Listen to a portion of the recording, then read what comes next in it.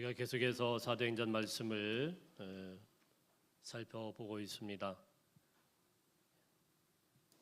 약속하신 것을 기다리라, 우리 주님의 분부가 있었고요. 그 말씀을 붙들고 오직 기도에만 힘쓰던 120명의 제자들에게 오순절날 드디어 성령께서 강림하시는 사건이 우리가 지난주에 살펴보았던 2장 첫 번째 부분에 나오고 있습니다.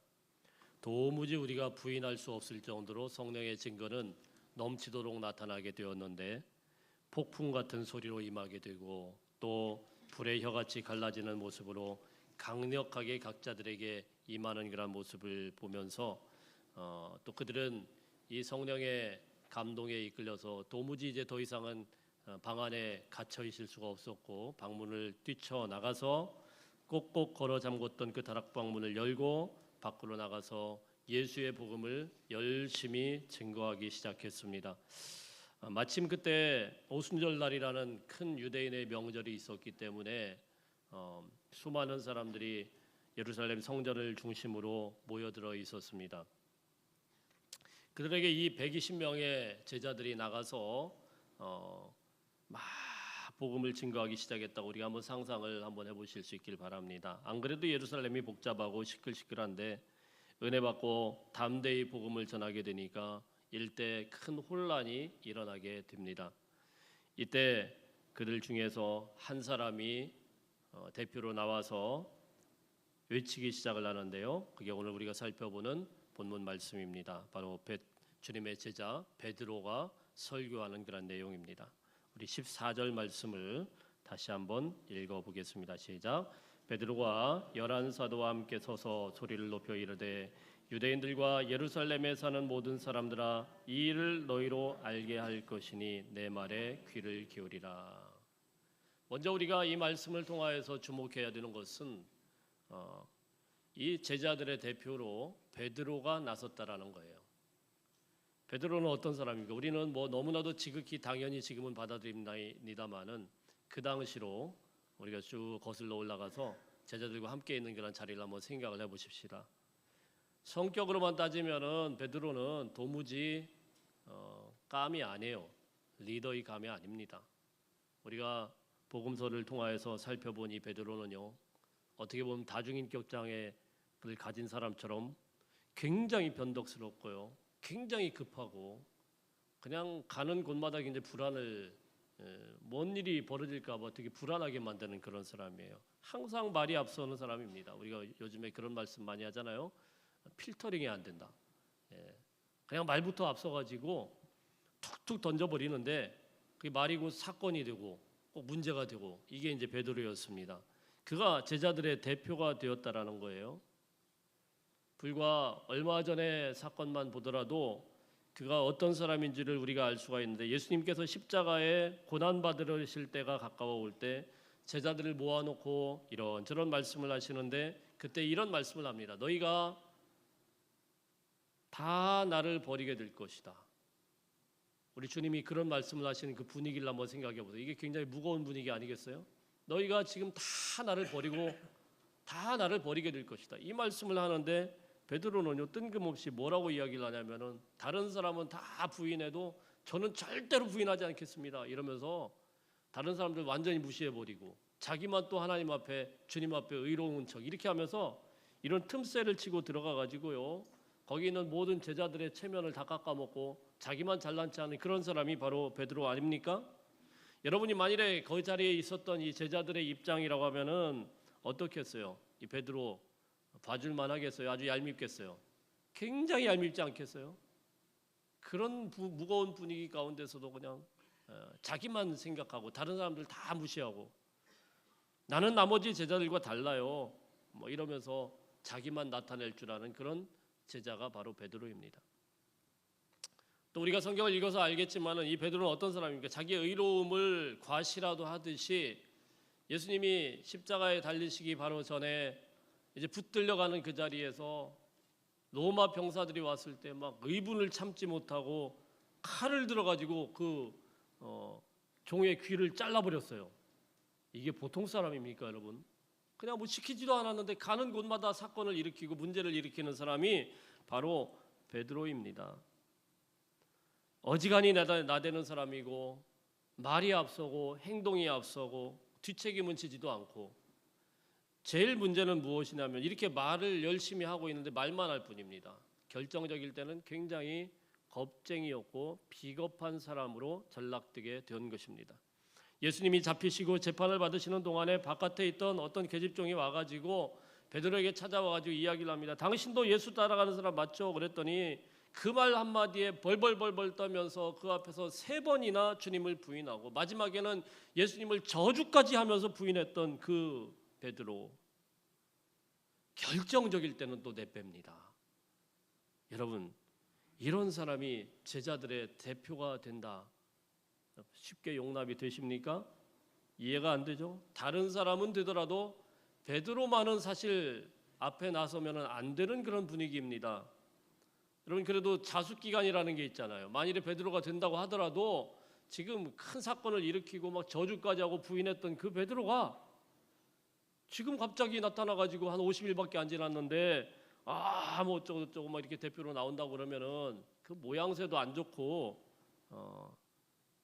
그런데 지금 오늘 말씀해 보면 이 베드로가 이 시점에서 대표로 나와가지고요 설교단에 서게 되었다라는 사실입니다. 그런데 정말 놀라운 것은요 이 제자들의 반응이에요. 우리 14절을 한번 다시 한번 꼼꼼히 보면은요 베드로가 11명의 사도와 함께 일어섰다 이렇게 되죠. 함께 일어섰어요. 11명의 사도와 함께 서서 11명의 사도도 베드로가 설교하는데 거기 같이 함께 서 있는 거예요. 여러분, 이게 아무것도 아닌 것 같아도 복음서의 말씀을 읽어보고 여기 사도행전 말씀을 읽어보면요 정말 대단한 기적이 일어난 거예요. 그동안 복음서에서 이들이 보여준 관계를 안다고 하면은 이 제자들 사이에서 이런 일이 있을 수가 없습니다. 이 제자들은요 절대로 이 한 자리에 질서 있게 서 있을 사람들이 아니에요. 아주 관계적으로 꼬일 대로 꼬인 그런 상태입니다. 베드로는 그렇다 치고 그들 중에 야고보와 요한은 어떤 사람입니까? 예수님의 인척이라는 것을 이용해서 예수님께 인사청탁까지 했던 그런 사람이에요. 누구 시켜서요? 엄마 시켜서 치맛바람 일으켰던 사람이에요. 그리고 주님이 한 자리 차지하면은 한 자리씩 주세요. 좌측 우측 이러면 무슨 영의정 좌의정도 아니고 우리 주님은 내일 지금 십자가에 달려 돌아가시고 있는데 그런 짓거리나 하는 이런 수준 낮은 사람들이에요. 다른 제자들은 그 모습을 보고 막 화가 나죠. 분노하고 화냈다라고 성경에 되어 있어요. 이게요 오래된 사건이 아니고 예수님이 십자가 지시기 바로 하루 전, 이틀 전 이때 일어난 사건이란 말입니다. 또 여러분 이 제자들의 그 구성원들을 가만히 살펴보면요 기가 막힌데요. 절대로 둘이 있어서는 안 되는 사람들이 그 안에 있어요. 성경에는 이름만 나와 있는 가나나인 시몬이라는 제자가 있습니다. 이름도 생소하죠? 가나나인 시몬. 이름만 나와 있어요. 그리고 다른 성경에는 뭐라고 되어 있냐면 이 가나나인을 젤로 땅이라고 되어 있어요. 가나안인이 아니에요. 가나나인. 가나나라는 그 뭐 어디 출신인지 모르겠는데 하여튼 가나나인 시몬, 젤로 땅. 이게 뭐냐면은 열심당원이라는 건데요. 우리로 치면 일제 강점기 때 독립투사 같은 사람이에요. 가슴에 늘 칼을 품고 다녀요. 민족주의자이기 때문에. 그래서 문제가 생기면 언제든지 저 사람 죽고 나도 죽고 이럴 생각을 갖고 있는 사람이에요. 윤봉길 의사처럼. 자, 그런 사람들이란 말이에요. 그게 가나나인 시몬이에요. 그런데 예수님의 제자 중에 또 누가 있습니까? 세리 마태가 있어요. 이 세리는 또 어떤 사람이냐? 세리는 유대인들이 가장 혐오하던 매국노 같은 사람이에요. 그러면 이 사람들이 둘이 제자가 만일에 아니었다고 하면 밖에서 만났으면은 아마 가나나인 시몬이 당장 칼을 빼가지고 이 마태를 찔렀을 거예요. 둘이 절대로 같이 어울릴 수 없는 그런 사람들이 거기에 있는 거예요. 성경을 보면은 또 이 제자들의 모습을 또 여러 가지로 그리고 있는데 예루살렘으로 올라가는 그 길에서도 우리 주님이 예루살렘으로 지금 올라가고 있는 그 길에서도요 멱살 잡고 싸웠어요. 이게 제자들의 모습이에요. 그 싸운 내용은 딱 한 가지입니다. 누가 더 크냐? 이 자리 싸움.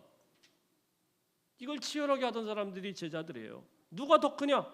누가 예루살렘에서 신분 상승할 거냐? 여러분 이것을 우리 주님께서 가만 바라보면서 얼마나 한탄스럽고 얼마나 먹먹했겠습니까? 철부지도 이런 철부지들이 없어요. 지금 싸움질할 때가 아니란 말이에요. 우리 주님은 지금 곧 십자가를 지시고 대속의 구원을 이루실 그 인류를 위한 그 사명을 이루시기 위해서 한 발짝 한 발짝 올라가고 있는데 그 뒤에서 싸움질이나 하는 거예요. 누가 더 그냥 멱살 잡고. 이게 제자들이었어요.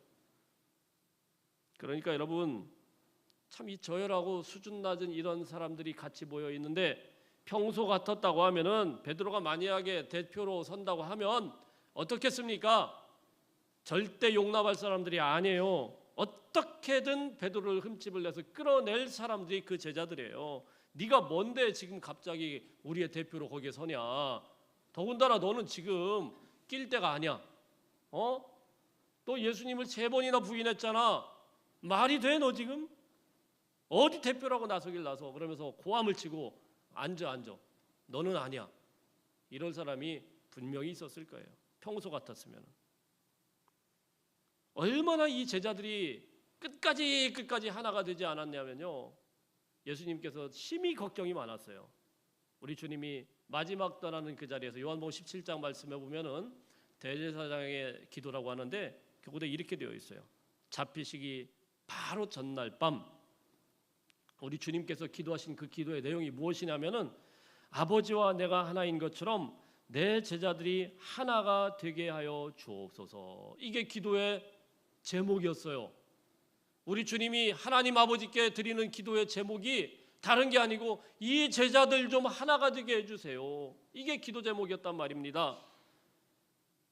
예수님께서 살아나실 때도 그들이 보여준 모습은요 전혀 하나가 되는 그런 모습이 아니었습니다.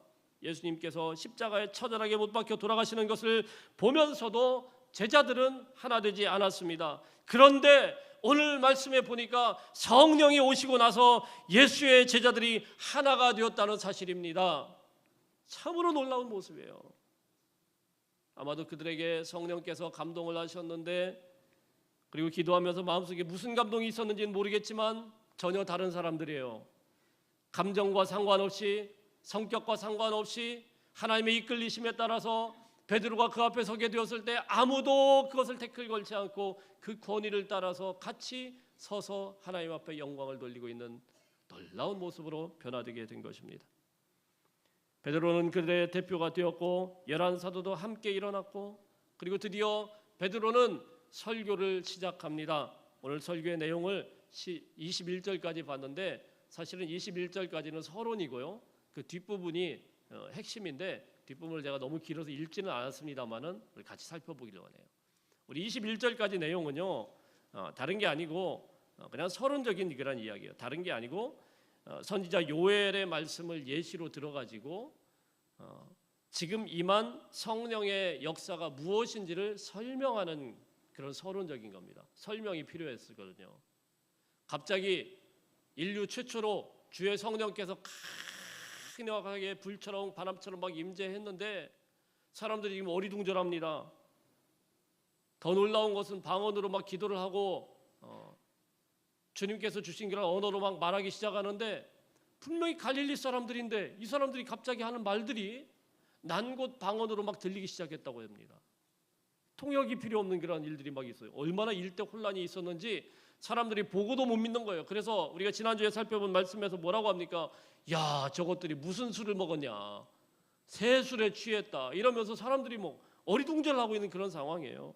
뭔가 설명이 필요했어요. 이게 도대체 어떤 상황인지, 이게 도대체 무엇인지 설명이 필요했는데 보고도 믿을 수 없는 그런 현상에 대해서 베드로가 쭉 설명한 내용은 선지자 요엘이 예언한 것, 말세에 내가 내 영을 모든 육체에 부어주리니 너희의 자녀들은 예언할 것이요 너희의 젊은이들은 환상을 보고 너희의 늙은이들은 꿈을 꾸리라. 이 예언대로 오늘 주님의 영이 이곳에 임한 것이다 라고 설명을 한 거예요. 주의 영이 이곳에 임하였다. 하나님께서 영을 부어주셨다. 그 약속대로 부어주신 것이기 때문에 이제 꿈꾸고 환상을 보고 예언하고 자 이런 일들이 일어나게 될 줄로 믿습니다. 자 이러면서 베드로가 설교를 시작한 거예요. 그런데 오늘 우리가 같이 살펴볼 거는요 22절부터가 핵심인데요 22절 말씀 한번 읽어보겠습니다. 22절 시작. 이스라엘 사람들아 들으라. 너희도 아는 바와 같이 하나님께서 나사렛 예수로 큰 권능과 기사와 표적을 너희 가운데서 베푸사 너희 앞에서 그를 증언하였느니라. 자, 이렇게 예수 그리스도에 대해서 설교를 시작합니다. 너희도 아는 바와 같이 하나님께서 나사렛 예수로 예수님에 대해서 시작을 하고, 그리고 쭉 읽어보면은요 2장 전체의 메시지에서 베드로의 설교는요 예수로 시작해서 예수로 끝나요. 예수님밖에 없어요. 그런데 여러분, 이 당시의 분위기를 우리가 늘 생각해야 돼요. 뭐 당연하겠다 이렇게 생각하지 마시고, 지금 2장이 그대로 베드로가 설교했던 그 당시의 청중들을 생각을 해봐야 돼요. 이 사람들 어떤 사람이라고요? 지금 예수님께서 십자가에 달려 돌아가신 지 50일밖에 안 됐단 말입니다. 그 당시의 분위기에서 다른 말은 다 할 수 있지만은 예수라는 말을 꺼내면 됩니까? 안 됩니까? 절대로 안 됩니다. 절대로 안 돼요. 굉장히 위험한 말이에요. 이런 말 함부로 하면 큰일 납니다. 요즘에 말 조심해야 되잖아요, 그죠? 대통령이 이렇게 위기를 겪고 이런 상황에서 말 함부로 하면 안 되는 그런 것들이 있잖아요. 말 잘못하고 사람들이 힘들어지잖아요. 예수님이 지금 50일 동안에 이런 일을 겪고 나가지고 50일밖에 안 지났는데 지금 그 가운데서 예수님을 끄집어내고 있어요. 여러분, 그들 중에서는 상당수가 예수님이 십자가 처형을 당할 때 바로 그 자리에 있었던 사람일 것입니다. 그들 중에 어떤 사람들은 그리스도를 십자가에 못 박으라고 막 고래고래 소리 질렀던 사람들이 있었을 것입니다. 그런데 그들 앞에서 예수 그리스도의 이름을 다시 꺼낸다라는 거 굉장히 위험한 일입니다. 또 어떤 소요가 일어날지 모릅니다. 이거 잘못 꺼냈다가 내란죄로 당장 붙들려 가가지고 심각하게 고문당하고 죽임당할 수도 있어요. 근데 베드로는 이제 본격적으로 설교가 시작되자 예수 그리스도의 이야기를 거침없이 꺼내더니 처음부터 끝까지 예수만 전하다 끝나버려요. 그리고 사실상 이 긴 설교의 결론 부분인데요, 36절 한번 읽어볼까요? 36절 시작. 그런즉 이스라엘 온 집은 확실히 알지니 너희가 십자가에 못 박은 이 예수를 하나님이 주와 그리스도가 되게 하셨느니라 하니라. 결론이 뭐예요? 우리는 아멘 쉽게 하지만 이거 아멘할 내용이 아니에요. 이 사람들은 결론이 뭐냐면 너희가 십자가에 못 박은 예수 그리스도를 그냥 쿡 찔러버립니다. 너 십자가에 못 박았잖아 네가, 이러면서 이야기를 하는 거예요. 여러분, 이거 보통 용기 가지고 할 수 있어요? 아무리 그 사람이 죄를 지었다고 하더라도 네가 십자가에 못 박았잖아 예수를, 이렇게 이야기를 합니다. 피하지도 않고 전곡을 콕 찔러버리고는 뭐라고 이야기하면 거침없이 이야기를 합니다. 너희가 십자가에 못 박은 이 예수를 하나님이 주와 그리스도가 되게 하셨다. 이거요 진짜로 위험한 발언입니다. 예수님이 십자가에 무슨 죄목으로 처형을 당했습니까? 신성모독죄로 처형을 당했거든요. 그런데 지금 그 십자가 처형당한 예수님이 뭐라고요? 주와 그리스도가 되셨다. 베드로가 이런 말을 함부로 하게 이 사람들이 놔두면 안 돼요. 원래 유대인들이 그런 사람들이에요. 예수님도 죽였는데, 예수님도 십자가에 매달았는데 그 베드로 그거 말하게 놔둡니까? 그냥 돌 던지고 그냥 바로 처형을 하든지 끝내버려야죠. 그냥 놔둘 유대인들이 아닙니다. 그러니까 여러분, 베드로는요 이 설교가 그냥 한 게 아니에요. 진짜 목숨 내놓고 한 겁니다. 자기 목숨 다 내놓고 한 거예요. 순교할 각오를 하면서 예수를 외친. 그러니까 여러분, 이 설교가 어땠을까요? 우리가 들어보진 않았지만 예수님 믿으세요 이랬을까요? 정말 피를 토하면서 얘기했어요. 피를 토하면서 너희가 십자가에 못 박은 예수를 주께서 하나님께서 주와 그리스도가 되게 하셨다. 강하게 이야기를 했습니다. 그런데요 참 놀라운 반응이 오늘 성경에 계속되고 있습니다. 유대인들의 반응입니다. 우리 37절 한번 볼까요? 37절 시작. 그들이 이 말을 듣고 마음에 찔려 베드로와 다른 사도에게 물어 이르되 형제들아 우리가 어찌할꼬 하거늘. 참 놀라운 거는 그들이 마음이 찔렸대요. 그리고 우리가 어찌할꼬 하고 후회하고 있대요. 별로 안 놀랍죠? 우리는 하도 봐서. 근데 이게 여러분 보통 놀라운 장면이 아니에요.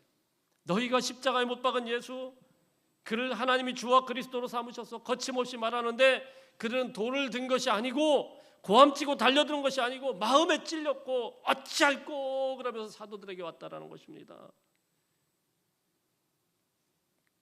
이렇게 목숨 걸고 전한 예수 앞에 사람들은 완전히 꼬꾸라졌고 항복하게 된 것입니다. 할렐루야. 사랑하는 성도 여러분, 예수님밖에 없어요. 아마 베드로는 그 생각밖에 없었을 거예요. 우리를 새롭게 하실 분은 예수밖에 없습니다. 우리를 깨끗게 하실 분도 예수밖에 없고 우리를 온전케 하실 분도 예수밖에 없습니다. 우리를 변화시킬 분은 예수 그리스도 한 분밖에 없습니다. 예수 외에 다른 길은 없습니다. 다른 이름은 없습니다. 우리의 입술에서 예수님이 살아나야 합니다. 우리의 삶 속에서 예수님이 증거되어야만 합니다. 예수를 자랑하는, 예수로 찾고 예수로 사시는 성도님들 다 되시기를 주의 이름으로 축복합니다. 저는요, 목회하면서 설교에 은혜 받았다, 재미있다, 감동적이었다 이런 반응들을 참 많이 들었습니다. 한때는 저는 이런 말들을 듣고 굉장히 우쭐했었어요. 아, 그래 내가 좀 설교 좀 하는가 보다. 우쭐해가지고 야, 참 그래도 준비한 보람이 있네. 뭐 이러면서 뻐기면서 다니면서. 그런데 여러분, 사람들에게 좋았다, 은혜 받았다, 감동적이었다 뭐 이런 반응이나 유도해내고 그냥 박수 받고 환호하고 그러고 끝난다고 하면 그거는 설교가 아닙니다, 여러분. 저는 오늘 본문을 묵상하면서 제가 또 어떤 설교자인지를 곰곰이 또한 되짚어보고 생각하게 되는 거예요. 왜 제 설교는 어찌할 거라는 그런 반응이 안 나타날까? 무엇이 문제일까? 베드로의 설교를 되짚어보고 기도하면서 다시 한번 자성해보고 배우게 되는 것입니다. 성령 충만한 베드로는요, 사람들의 반응을 전혀 의식하지 않았어요. 그들의 반응, 그들의 생각들, 그들이 어떻게 나올지 계산하지 않았습니다. 그냥 피해가지 않고 상처받은 그들의 마음을 위로하려고, 위로의 말 애쓰려고 무슨 예화거리나 주고 그러지 않았습니다. 하나님의 말씀으로 그냥 인정사정 없이 푹푹 찔러댄 거예요.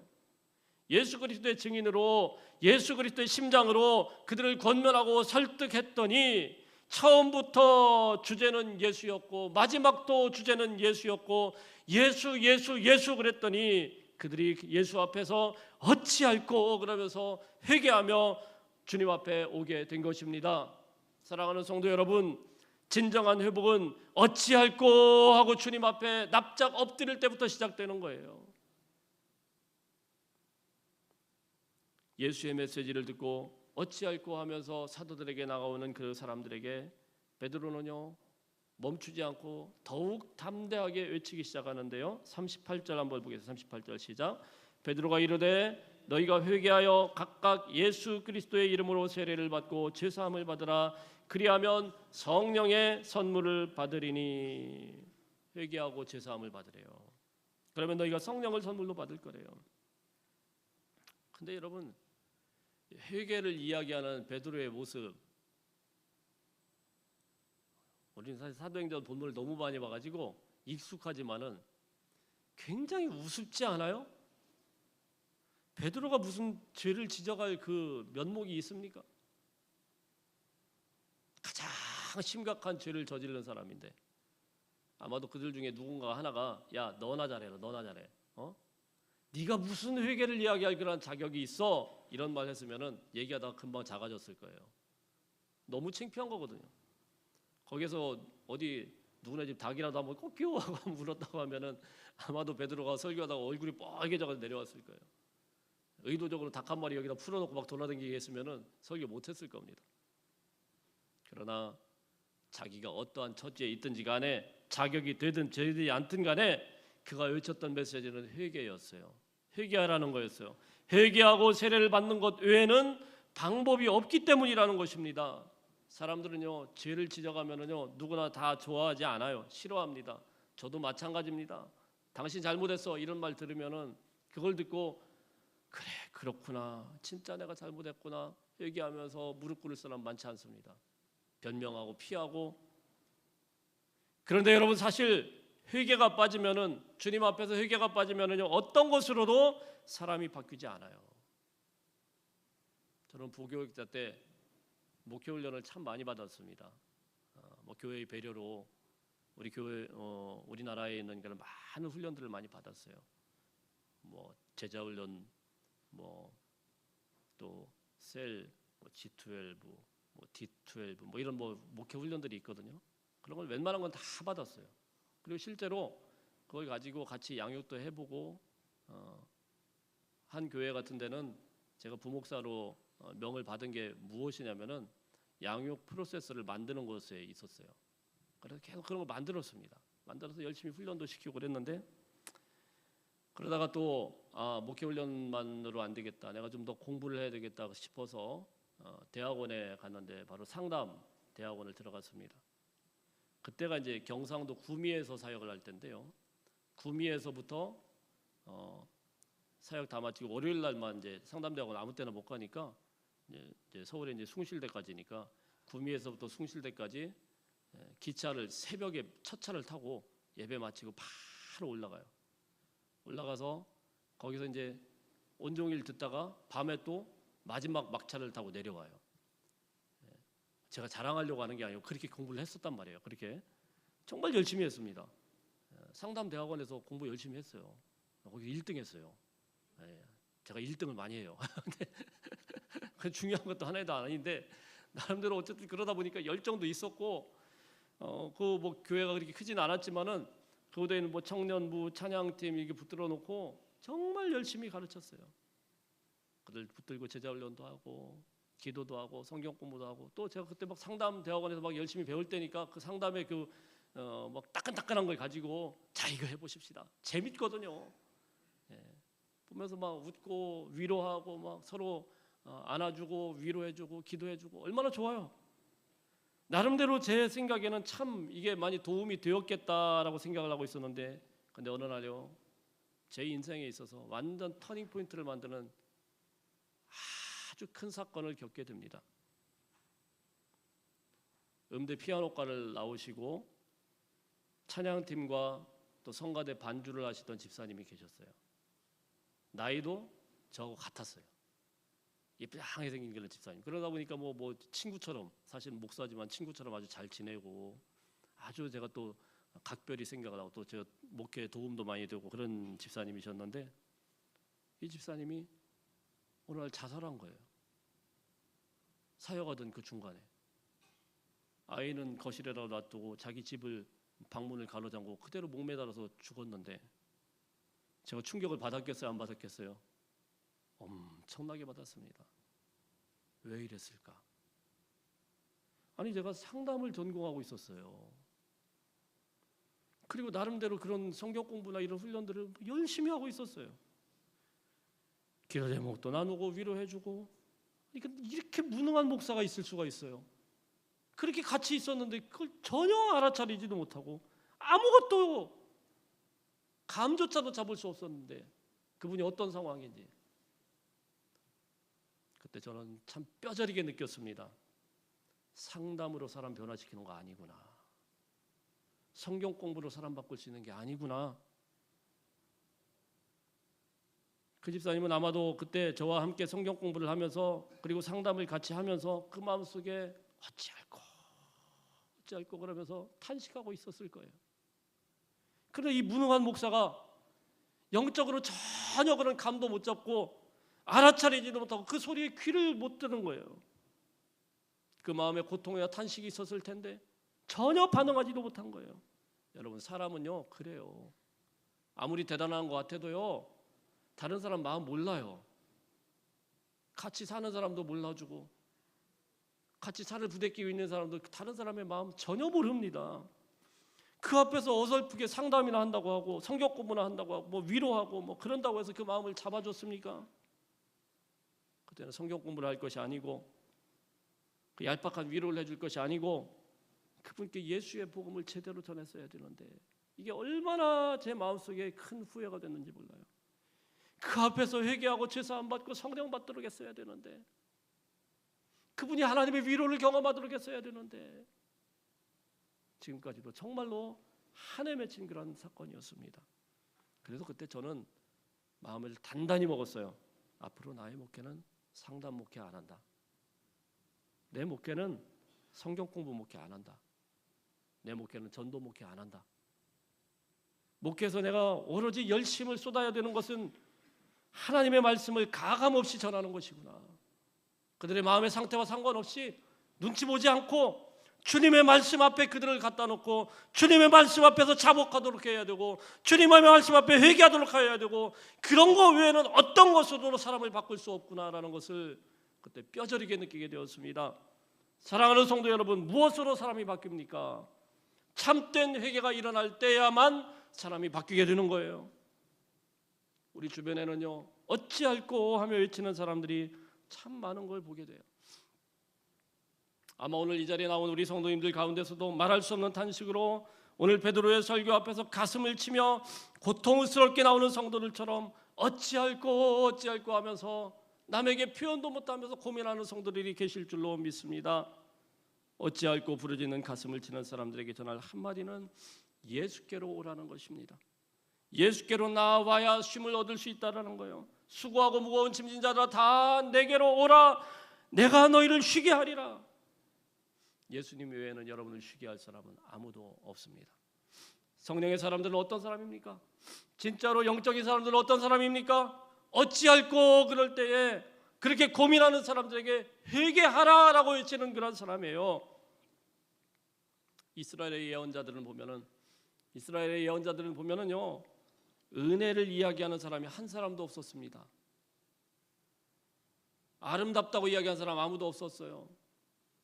모든 것이 은혜라고 이야기하지 않았어요. 이스라엘의 예언자들은 100% 다 회개를 외치는 사람들이었습니다. 때로는 눈물로 호소하고 때로는 상징과 여러 징조들을 가지고 호소하고 이스라엘 백성들이 한 사람이라도 주님 앞에 돌아오도록 목숨 걸고 하나님의 말씀을 전했는데 여러분 선지서를 쭉 읽어보세요. 왜 선지서가 이렇게 굵어졌습니까? 그 내용들은 다 회개하라는 거예요. 너희는 마당만 밟고 다니는 그런 형식적인 예배자가 되지 말라는 겁니다. 사랑하는 여러분, 성령의 사람은 회개하는 사람입니다. 회개 없이 성령은 오지 않습니다. 그래서 오늘 베드로는 뭐라고 이야기합니까? 너희가 각각 회개하고 다른 사람들이 대신할 수 있는 게 아니에요. 각각 회개하고 예수 그리스도의 이름으로 세례를 받으라. 그 다음에 뭐가 일어납니까? 그리하면 성령을 선물로 받으리니. 할렐루야. 여러분 성령 받기를 원하십니까? 성령 충만한 삶을 살기를 원하십니까? 회개하십시오. 어찌할꼬 단식만 하고 근심하지 마시고 회개하십시오. 주님의 말씀 앞에 여러분의 마음을 다 드러내놓고 회개하십시오. 나 자신을 십자가에 다 못 박으십시오. 그 십자가 앞에서 예수 그리스도를 만나는 것만이 우리를 변화시킬 수 있습니다. 뼈를 깎는 고통이 있더라도 우리 삶 전체를 놓고 절대로 포기하지 마시고 주 앞에 나와 무릎 꿇고 통회하며 자복하며 나갈 수 있는 하나님의 백성들 되시기를 주의 이름으로 축복합니다. 사랑하는 여러분, 성령 충만한 그리스도인이 되기를 원하십니까? 회개하셔야 됩니다. 육신의 것을 죽이십시오. 십자가에 못 박이십시오. 예수의 이름으로 세례를 받으십시오. 그리하면 성령을 선물로 받으리니. 성령 받고 회개하여서 예수의 증인으로 사시길 축복합니다. 이런 선포가 있고 나서요, 얼마나 놀라운 사건이 있었냐면은 성경 말씀 읽어보면요, 그날에 3,000명의 믿음의 사람들이 회개하고 주님 앞으로 돌아왔더라. 할렐루야.